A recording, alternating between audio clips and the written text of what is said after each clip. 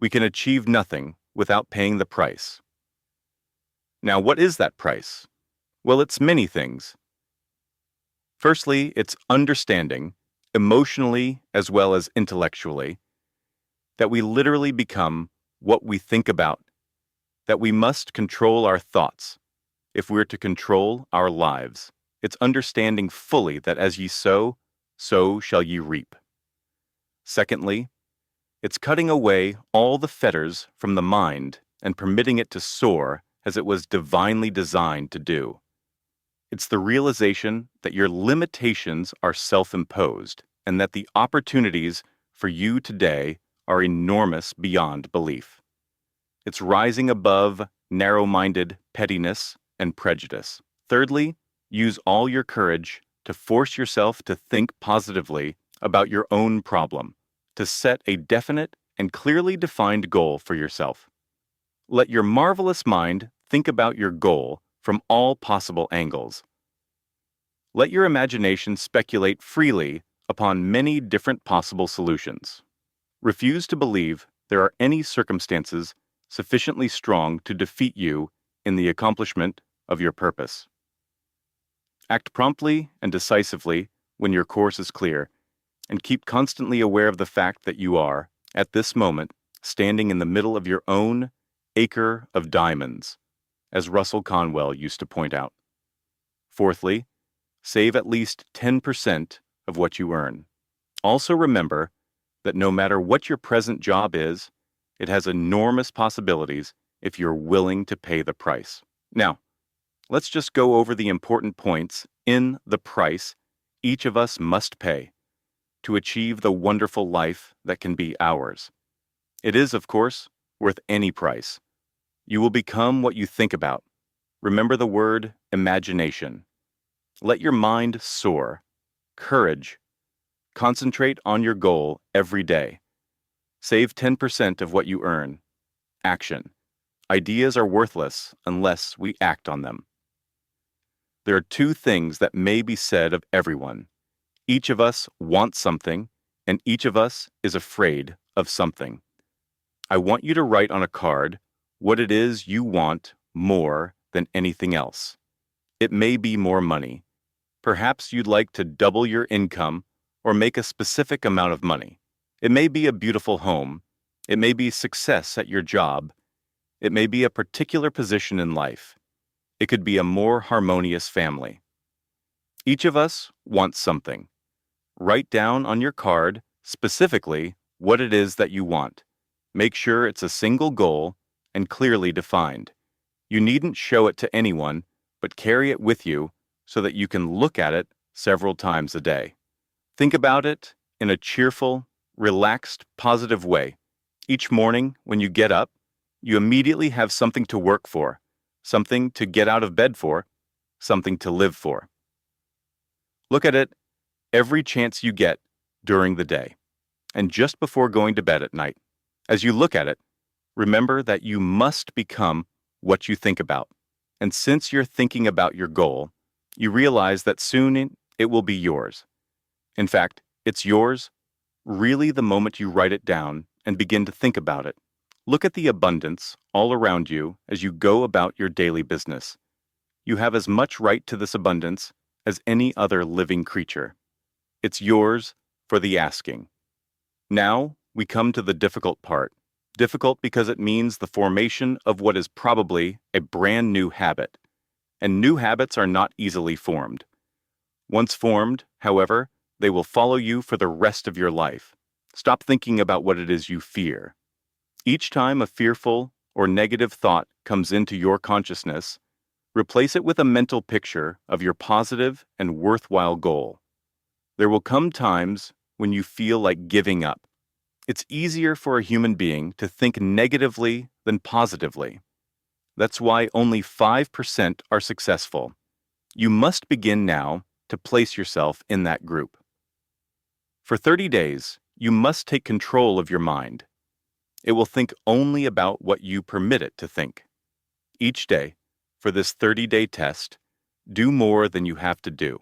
In addition to maintaining a cheerful, positive outlook, give of yourself more than you've ever done before. doing this, knowing that your returns in life must be in direct proportion to what you give. The moment you decide on the goal to work toward, you're immediately a successful person. You're then in that rare and successful category of people who know where they're going. Out of every 100 people, you belong to the top 5. Don't concern yourself too much with how you're going to achieve your goal. Leave that completely to a power greater than yourself. All you have to do is know where you're going. The answers will come to you of their own accord. Ask, and it shall be given you. Seek, and ye shall find. Knock, and it shall be opened unto you. For every one that asketh receiveth, and he that seeketh findeth. And to him that knocketh it shall be opened. In fact, it's so simple that in our seemingly complicated world, it's difficult for an adult to understand that all he needs is a purpose and faith. For 30 days, do your best. If you're a salesman, go at it as you've never done before, not in a hectic fashion, but with a calm, cheerful assurance that time well spent will give you the abundance in return that you deserve and want. If you're a homemaker, devote your 30-day test to complete giving of yourself, without thinking about receiving anything in return. You'll be amazed at the difference it makes in your life. No matter what your job is, do it as you've never done it before, for 30 days. And if you've kept your goal before you every day, you'll wonder and marvel at this new life you've found. Dorothea Brande, outstanding editor and writer, discovered it for herself and tells about it in her fine book, Wake Up and Live. Her entire philosophy is reduced to the words, act as though it were impossible to fail. She made her own test with sincerity and faith, and her entire life was changed to one of overwhelming success. Now you make your test for 30 full days. Don't start your test until you've made up your mind to stick with it. By being persistent, you're demonstrating faith. Persistence is simply another word for faith. If you didn't have faith, you would never persist. If you should fail during your first 30 days, and by that I mean suddenly find yourself overwhelmed by negative thoughts, you've got to start over again from that point and go 30 more days. Gradually, your new habit will form until you find yourself one of that wonderful minority to whom virtually nothing is impossible. Don't forget the card. It's vitally important as you begin this new way of living. On one side of the card, write your goal, whatever it may be. On the other side, write the words we've quoted from the Sermon on the Mount. Ask, and it shall be given you. Seek, and ye shall find. Knock, and it shall be opened unto you. In your spare time during your test period, read books that will help you, inspirational books like the Bible, Dorothea Brande's Wake Up and Live, The Magic of Believing by Claude Bristol, Think and Grow Rich by Napoleon Hill, and other books that instruct and inspire. Nothing great was ever accomplished without inspiration. See that during these crucial first 30 days, your own inspiration is kept at a peak. Above all, don't worry. Worry brings fear, and fear is crippling. The only thing that can cause you to worry during your test is trying to do it all yourself. Know that all you have to do is hold your goal before you. Everything else will take care of itself. Remember also to keep calm and cheerful. Calm and cheerful. Don't let petty things annoy you and get you off course. Now, since making this test is difficult, some may say, why should I bother? Well, look at the alternative. No one wants to be a failure. No one really wants to be a mediocre individual. No one wants a life constantly filled with worry, fear, and frustration.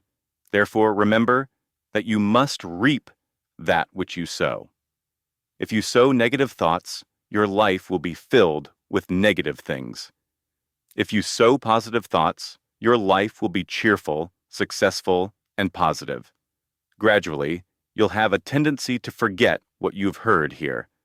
Play it often. Keep reminding yourself of what you must do to form this new habit.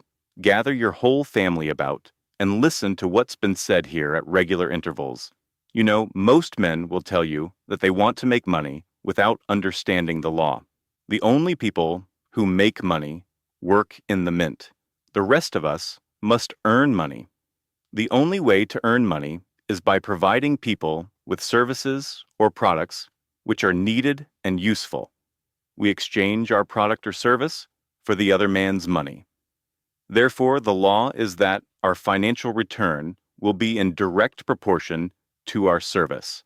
Success is not the result of making money. Making money is the result of success.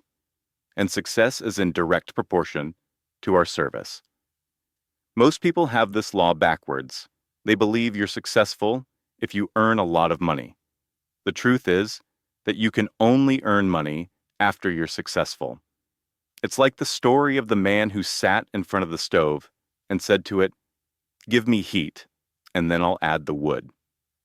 How many men and women do you know, or do you suppose there are today, who take the same attitude toward life? There are millions. We've got to put the fuel in before we can expect heat. Likewise, we've got to be of service first before we can expect money. Don't concern yourself with the money. Be of service. Building work. Dream. Create. Do this, and you'll find there's no limit to the prosperity and abundance that will come to you. Prosperity is founded upon a law of mutual exchange. Any person who contributes to prosperity must prosper in turn himself. Sometimes the return will not come from those you serve, but it must come to you from someplace, for that is the law. For every action, there is an equal and opposite reaction. As you go daily through your 30-day test period, remember that your success will always be measured by the quality and quantity of service you render, and money is a yardstick for measuring the service. No man can get rich himself unless he enriches others. There are no exceptions to a law. You can drive down any street in America and from your car, estimate the service that's being rendered by the people living on that street. Have you ever thought of this yardstick before? It's interesting.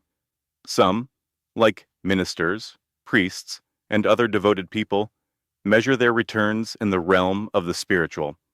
But again, their returns are equal to their service. Once this law is fully understood, any thinking person can tell his own fortune. If he wants more, he must be of more service to those from whom he receives his return. If he wants less, he has only to reduce this service. This is the price you must pay for what you want. If you believe you can enrich yourself by deluding others, you can only end by deluding yourself. It may take some time, but just as surely as you breathe, you'll get back what you put out. Don't ever make the mistake of thinking you can avert this. It's impossible. The prisons and the streets where the lonely walk are filled with people who tried to make new laws just for themselves. We may avoid the laws of man, but there are greater laws that cannot be broken. An outstanding medical doctor recently pointed out 6 steps that will help you realize success. Set yourself a definite goal. Quit running yourself down. Stop thinking of all the reasons why you cannot be successful, and instead think of all the reasons why you can. Trace your attitudes back through your childhood and try to discover where you first got the idea you couldn't be a success, if that's the way you've been thinking. Change the image you have of yourself by writing out a description of the person you would like to be. Act the part of the successful person you have decided to become. The doctor who wrote those words is a noted West Coast psychiatrist, David Harold Fink, MD. Do what all the experts since the dawn of recorded history have told you you must do. Pay the price by becoming the person you want to become. It's not nearly as difficult as living unsuccessfully. Make your 30-day test, then repeat it. Then repeat it again. Each time it will become more a part of you until you'll wonder how you could ever have lived any other way. Live this new way, and the floodgates of abundance will open and pour over you more riches than you may have dreamed existed. Money, yes, lots of it. But what's more important? You will have peace. You'll be in that wonderful minority who lead calm, cheerful, successful lives. Start today. You have nothing to lose, but you have a life to win.